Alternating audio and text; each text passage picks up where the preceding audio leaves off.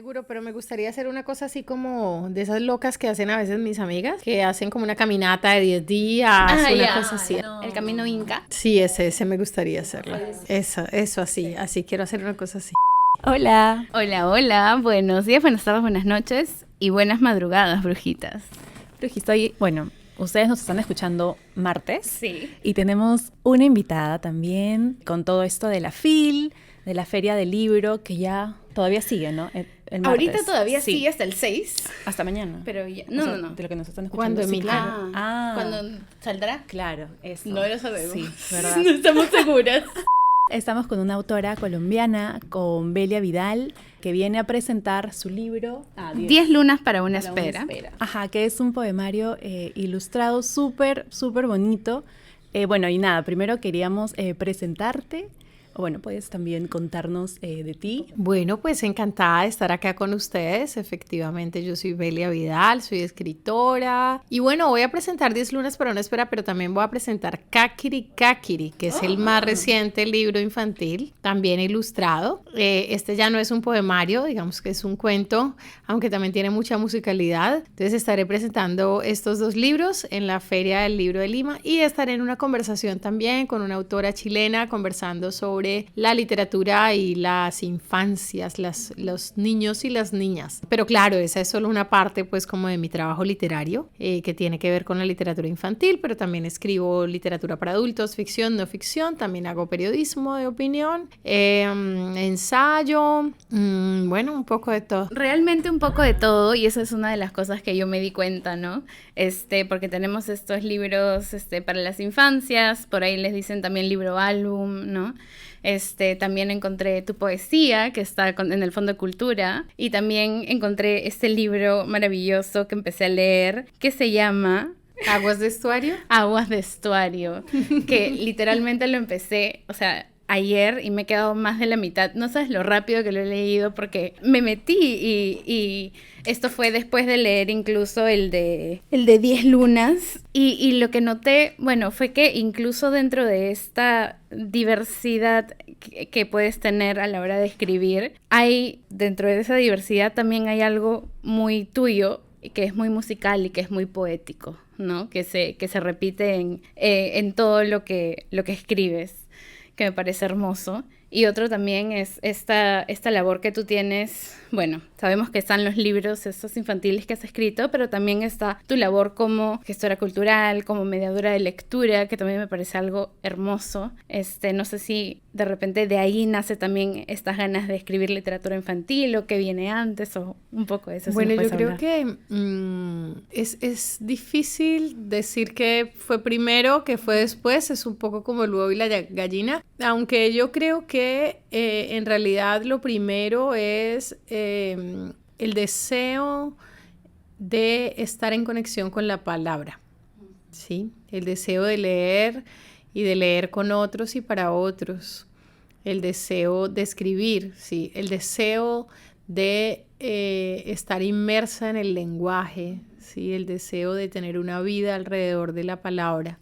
Creo que eso es la génesis y eso es lo que permite el desarrollo de una obra que se compone de ambas cosas. Para mí es tan importante escribir un poema sobre los niños que mueren de hambre por desnutrición en el Chocó, que a su vez hoy se conecta con los niños asesinados de hambre y desnutrición en Gaza. Esto es tan importante como escribir una columna sobre antirracismo o hacer la fiesta de la lectura y la escritura del Chocó Flecho por 8 años consecutivos para que muchas personas, muchas familias mayoritariamente racializadas podamos ejercer el derecho a la palabra, el derecho a la cultura, el derecho a la imaginación. A fin de cuentas, todo esto se trata de lo mismo y es ese derecho a imaginar, es ese derecho a ser sujetos culturales, el derecho a vivir y habitar nuestro lenguaje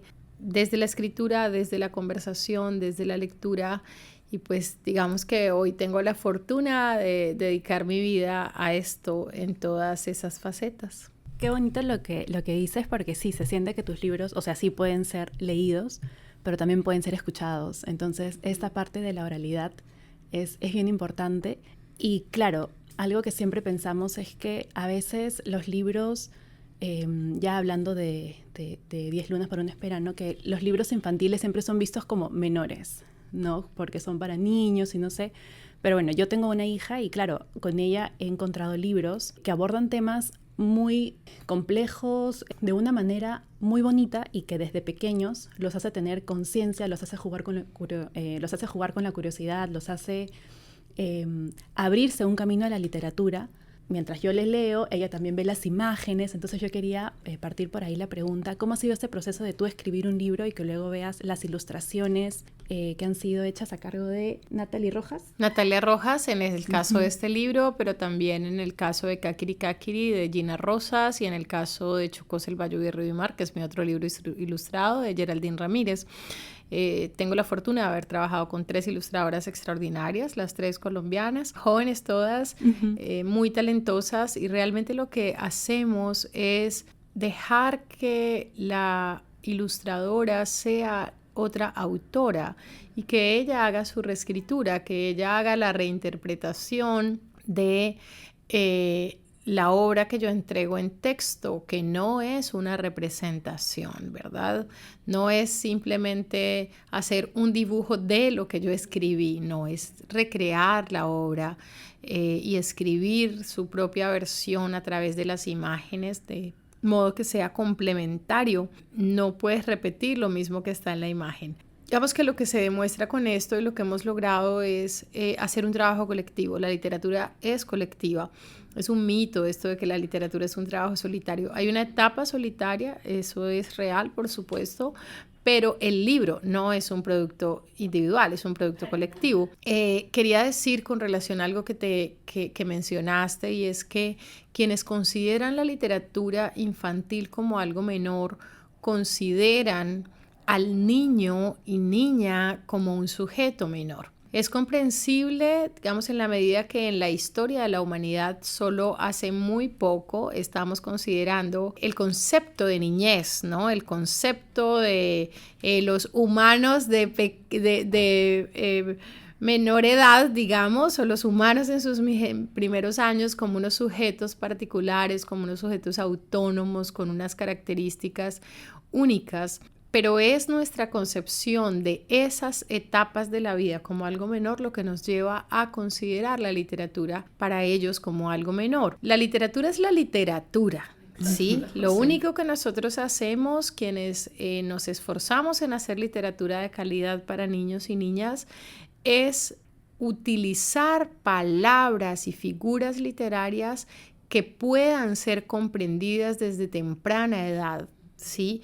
Pero no es exclusivamente para ellos. De hecho, yo creo que es para todos, y justamente la gracia es que nos permite poner en palabras muy sencillas temas muy complejos, ¿sí? Y experiencias vitales muy amplias. 10 lunas para una espera, pues es la experiencia de la madre que está esperando un bebé. Tú que eres madre, no sé si tú también, pero los niños y las niñas tienen una curiosidad muy grande también por cómo era la vida antes de que ellos nacieran y cómo era la vida de la mamá y cómo era mientras los esperaban.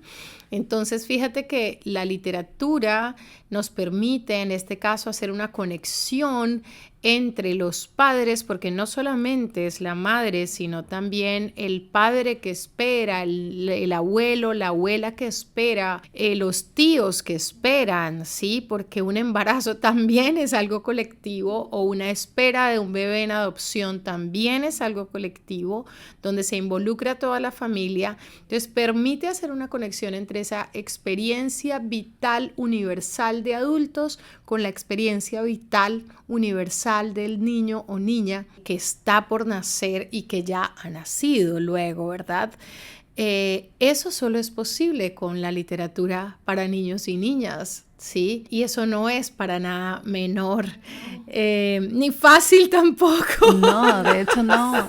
O sea, yo también creo que aterrizar esos conceptos, claro, justo al lenguaje de niños no debe ser fácil, ¿no? Yo con mi hija hemos leído libros de duelo, sobre cómo lidiar con emociones, y si para un adulto es difícil. Claro.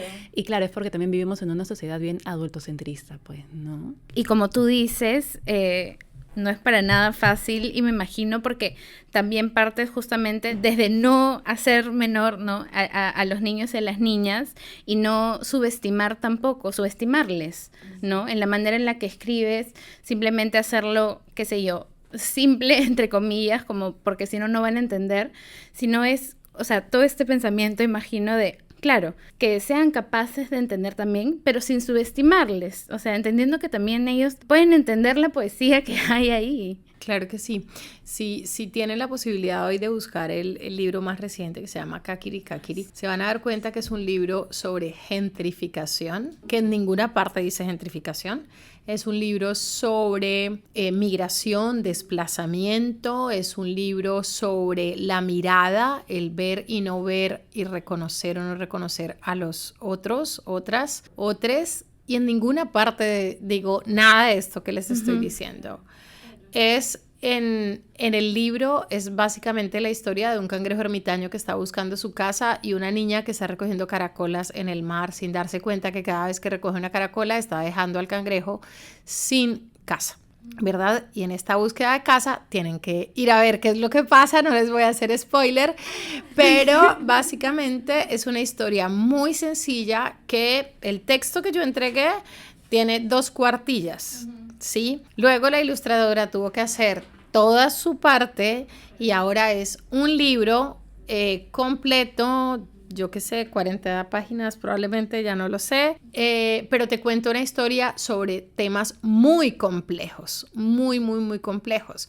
Y ustedes tendrían que ver, por ejemplo, a mi sobrina Maya, de 5 años recién cumplidos, después de leer, decirme, tía, ¿por qué Lucila se lleva todas las caracolas? Sí, absolutamente preocupada por las casas del cangrejo ermitaño.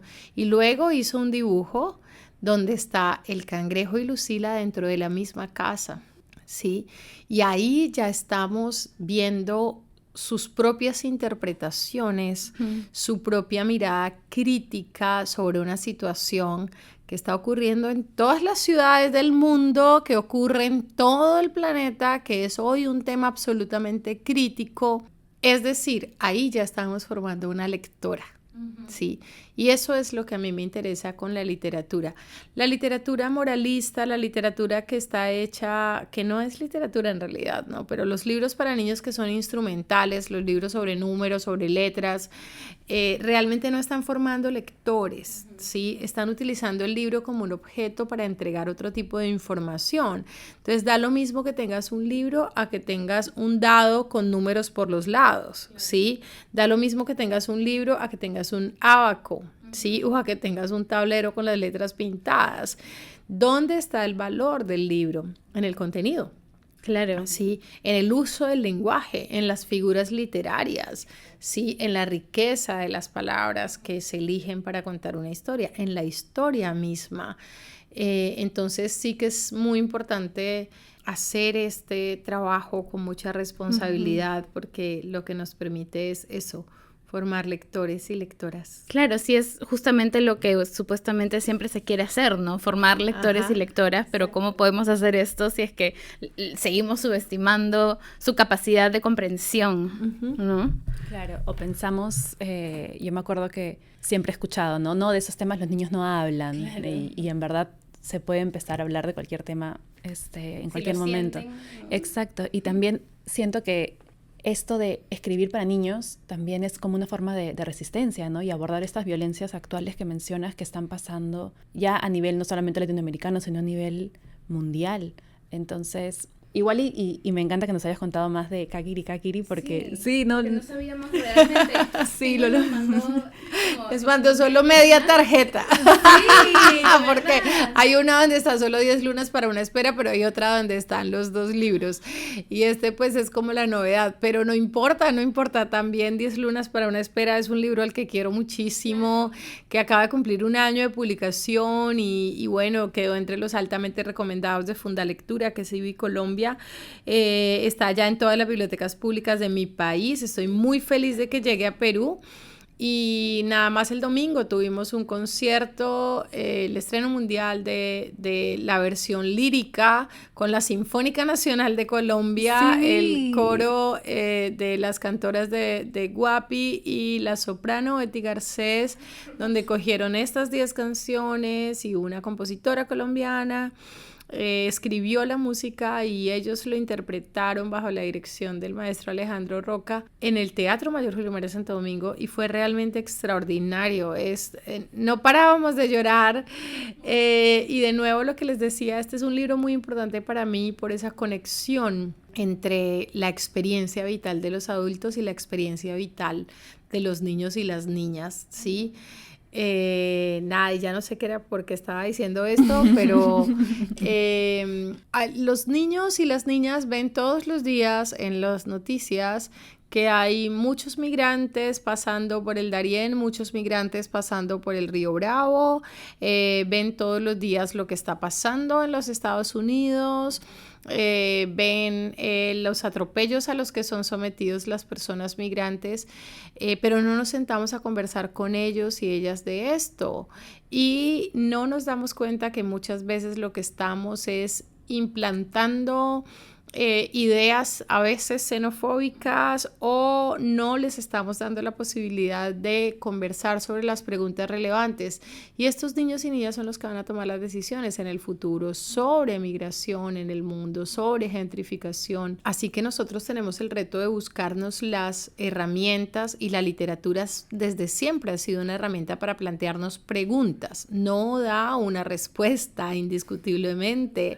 no nos va a adoctrinar frente a nada, o al menos no es lo que yo pretendo con mi literatura. No creo que la literatura deba ser adoctrinadora, pero sí creo que nos permite tener un espejo de la sociedad y nos permite a través de ese espejo tener conversaciones difíciles, tener conversaciones complejas y en este caso Kakiri Kakiri pues es un libro que permite la conversación compleja sobre lo que estamos viviendo hoy en la humanidad. Bueno, así como un poema puede ser de Cuerpos de Agua, puede ser la excusa para hablar, como les digo, de el hambre como herramienta de guerra, como arma de guerra, o ¿quién dice que no podemos utilizar 10 lunas para una espera para hablar sobre aborto y nuestro derecho a abortar, verdad? Y las múltiples formas de ejercer la maternidad, de ser cuidadores y ser cuidadoras, que no solamente es embarazarse o tener un útero. Para eso creo que son estos libros y eso es, a mi modo de ver, una gran potencia y una gran oportunidad. Sí, claro, es poner sobre la mesa temas que no siempre están. Y sobre eso quería preguntarte, ¿qué respuestas has recibido de otras mamás o cuidadoras con respecto a estos libros? Porque al menos, hablando desde mi experiencia en mi entorno, hay una tendencia al conservadurismo entre las maternidades, ¿no? Como, no, esto no, Disney, ¿no? Que cuando salió Toy Story, ¿no? 2 personajes besándose, ¿no? O sea, hay una tendencia, siento como que, bien, son niños, hay que protegerlos de esto. Entonces, no sé cómo ha sido recibido. Sí, es una cosa muy compleja porque efectivamente, como lo dices, hay una tendencia a ir hacia allá. Claro que también cuando hablas de estas personas que se nombran a sí mismas providas y entonces son los que tienen más hijos y entonces son los que tienen menos posibilidad muchas veces de tener una mirada crítica frente a esto. Y no es solamente un asunto de conservadurismo, sino que también hay un asunto de estas nuevas vidas muy coach, donde entonces solo queremos niños felices, niños capaces de lograrlo todo, niños exitosos, niños emprendedores, resilientes, ¿verdad? Sí. Básicamente niños capitalistas. Locura. Y entonces yo digo, bueno, lo siento, pero yo no puedo entregarte un libro donde al final digan, ¡ay, qué ternura! Y no digan nada más y no lo vuelvas a abrir porque ya la ternura se agota en una imagen. La literatura no es así. La literatura te deja muchas veces triste, te deja muchas veces con el estómago revuelto y sobre todo te deja incómodo. Sí, te deja incómodo, te deja con preguntas. Y si queremos formar lectores, pues a esto es a lo que tenemos que apuntarle. Creo que pues yo voy haciendo mi comunidad lectora. Sé que hay unos públicos a los que no voy a llegar, en realidad, que van a rechazar de plano todo esto, pues porque además de alguna manera yo me he ido posicionando en mi país también como una autora que es activista por el antirracismo, que expresa y enuncia muchas cosas que otros no están dispuestos a enunciar. Entonces seguramente yo creo que con antelación hay padres que no van a querer leerle mis libros a sus hijos, pero también tengo una gran ventaja, pienso yo, y es que los libreros de mi país se han tomado el trabajo de leer mi obra, ¿saben? Y recomiendan mucho mis libros porque luego se dan cuenta que no hay ahí una pose frente al activismo, sí, que no me interesa. Yo no creo que la literatura infantil sea el lugar para yo hacer mi activismo, por eso escribo también otros géneros, por eso escribo de manera directa columnas de opinión. Y creo que he aprendido a navegar y por suerte la literatura me va diciendo, el texto me va diciendo, me va guiando también cuál es su lugar. Y tengo también otra fortuna, ya hay niños que dicen que soy su autora favorita y esto me alucina. Y digo, bueno, han leído 3 libros míos y les gustan y se sienten conectados y es realmente una fortuna. Creo que tener esto como un oficio y seguir construyendo una obra con rigor es fundamental para entrar a esas familias que incluso hoy pueden ser resistentes. Sí, claro, sobre todo porque si ya estás en el plan lector, en bibliotecas de colegios, hay otra forma de ingresar, no necesariamente los papás comprando, sino Sí, eso es una gran ventaja y bueno, Kakiri apenas lleva 1 mes y medio en el mercado. Ay, sí, 2 meses. Pero los otros 2 libros están en todas las bibliotecas públicas de mi país. Algunos ya están también en planes lectores de colegios privados. Chocó, Selva, Lluvia, Río y Mar el año pasado obtuvo un premio muy importante en Colombia y creo que es mi libro más vendido. Y pues es un libro sobre el Chocó geográfico y con representación afro en la literatura infantil. Se los muestro por acá. ¿Le puedo tomar fotitos? Sí, claro que sí. Entonces sí que es especial.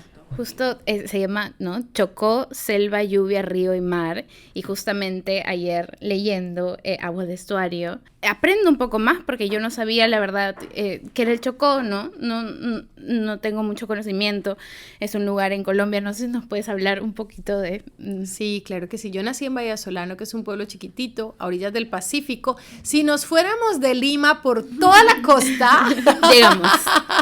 Llegamos un día porque compartimos costa, pero nosotros ya estamos casi llegando a Panamá, ¿no? Así que la caminata sería muy larga, pero el Chocó geográfico es una franja alargada de Centro y Suramérica que va desde Panamá, desde el Darién de Panamá hasta la provincia de Manabí en Ecuador, y que recoge toda la franja occidental de Colombia. Y este pedacito de tierra es como un hijito de la Amazonia que se separó cuando emergieron los Andes y recoge el 10% de la biodiversidad del planeta y es el segundo lugar donde más llueve en el mundo. El 70% de este territorio está en Colombia, el otro 30% entre Ecuador y Panamá. Y tiene una particularidad muy especial, es que el 71% de la población somos afro. Y en segundo lugar, la población es indígena con 8 pueblos originarios a lo largo del Chocó geográfico y tenemos costas en el Caribe y en el Pacífico. Entonces es un territorio muy especial, tiene la mayor diversidad de aves del mundo, creo que la de reptiles también, y compartimos con otros 2 territorios en el mundo unas especies de árboles que son las cícadas, que existen desde la época de los dinosaurios. Wow. Entonces, sí, las cícadas. Entonces, pues es un territorio muy especial. Eso solo por dar algunos datos sueltos. Claro. De hecho, creo que ahí hay un cuadro en el libro que compara las lluvias y creo que puse Lima justamente porque me gusta que los niños tengan esa referencia de nuestro lugar, que es uno de los donde más llueve en el mundo y un lugar donde casi no llueve en el mundo.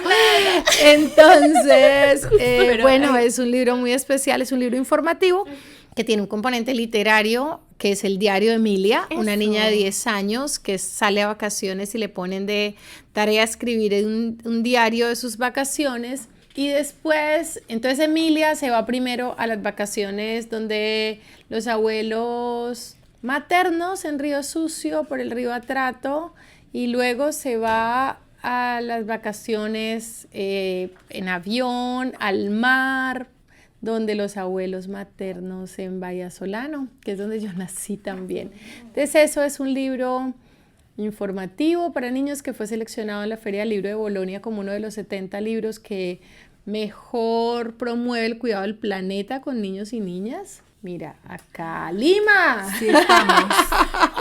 ¿Cuánto? 0.000. Mira, por favor, estos números.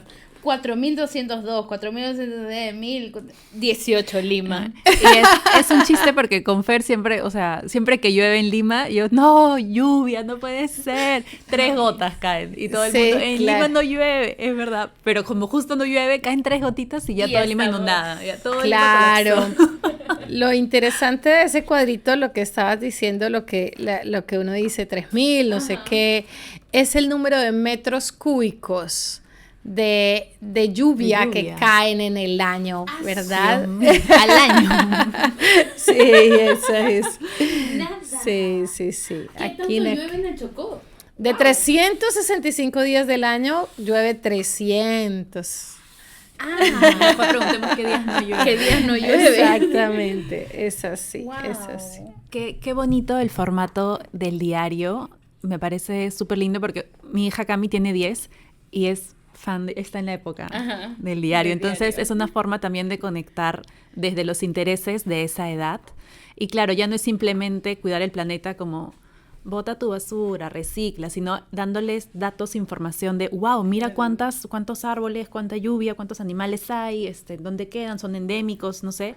Creo que esa aquí explica que es un endemismo. Justo, o sea, es como, sí. Eso es bien importante en lugar de solo explicar como que no uses bolsa de plástico, Claro. sino como que darles todo el contexto de qué está pasando en otros lugares, también del mundo. Qué bonito, y la forma en la que está hecha el libro. No, o sea, es tan hermoso. Mira, días de lluvia en el año, esto por supuesto es un promedio. En el 2022 fueron en mi territorio 292 y en Lima 2. llovió bastante, seguro. Seguro, pues acá en Lima colapsamos. Sí. Pero fíjense que, por ejemplo, Lima sí es bastante húmedo. Sí. Sí, tiene un 77% de humedad relativa y nosotros en promedio un 88%. Pero podemos llegar, regularmente llegamos al 99, 98% de humedad relativa. Qué hermoso conocer de tu obra. Y claro, y ese libro, o sea, sí, está pensado de repente en niños, pero hasta para nosotras tiene información adultas. Sí. Ya, y es como que, wow, es información muy bonita, muy... Sí, me está gustando un montón. Sí. Qué lindo. El de Chocó, ese no está en Lima. No, ese no lamentablemente. está en Lima, solo traje uno. Y Para provocarnos. Pero Selva, lluvia y mar. Sí. selva, lluvia, río y mar. Río y mar. Para que igual lo puedan buscar. Sí, creo que hay una biblioteca que lo vende en línea y nada, tendremos que inventarnos una forma Sí. de que lo traigan porque De que estoy muy llegue. contenta de que haya tantos libros míos acá en Lima. Nosotros también. Es más, podríamos estar más contentas porque podría haber más libros Sí. que lleguen acá a Lima, ¿no? Como ya nos queda un poco de tiempo, pero también, ¿no? Tienes ese libro que es Para vernos mejor, donde Sí. escribe sobre la representación justamente afro en la literatura infantil. Así ¿verdad? es, sí, ese es un tema que a mí me interesa, que me preocupa. Esto es un ensayo breve, ahora estoy desarrollando una versión ampliada de ese ensayo. Algún día la voy a terminar. Esperamos leerlo. Y creo que lo voy a ampliar también un poco, no solamente a lo afro, sino a la representación de los pueblos racializados o de las comunidades y personas racializadas, pues sobre todo teniendo como centro lo afro, que es mi experiencia vital y lo que más he estudiado. Pero creo que sí hay unas preguntas ahí de fondo sobre cómo representamos a un otro racializado, ¿sí? No nos damos cuenta y estamos reproduciendo toda una cantidad de estereotipos y yo sé que acá hay menos oferta, pero ustedes lo pueden ver también en lo que hay. ¿Cuántas veces la representación de las personas afro están sin zapatos, están empobrecidas, están con rasgos exagerados? Y las personas, los autores gráficos, autores de texto no se dan cuenta porque también ocurre en las descripciones. Encontramos a las personas hipersexualizadas, cargadas de un montón de estereotipos y no nos damos cuenta eso que estamos reproduciendo. Se requiere una mirada crítica, se requiere mucho rigor para poder corregir esto. ¿Y por qué es importante corregirlo? No se trata de hacer literatura moralmente correcta, se trata de hacer justicia, ¿no? Exacto. Y es que nosotros no somos un estereotipo, entonces tenemos derecho a estar en la literatura de la misma manera que están los demás, ¿sí? Con sus características y condiciones más humanas, no con las condiciones y características estereotipadas. Y qué importante es eso desde la literatura infantil hasta la literatura... Todo. Sí, hasta los 100 años. Absolutamente todo. Sí. Así es, hasta los 120 que vivimos ahora. Así es. Y lo que siga. Y Sí. todo. Muchísimas gracias, Belia, por esta conversación, por darnos a conocer un poco más de tu literatura tan diversa, tan poética, tan hermosa. Esperamos que lleguen mucho más tus libros acá a Lima, a Perú en general, no solo a Lima. Ajá, y al mundo Ay, entero. gracias, lo voy a tomar como una bendición, Una mejor dicho, como un manifestación. conjuro de estas brujas para que mi literatura llegue al mundo entero. Muchas gracias a ustedes por la conversación. No, gracias a ti. Un gusto tenerte acá. Sí. Y nos vemos el próximo martes. Nos vemos en el bosque. Besitos de brujitas. Chao, chao. Chao.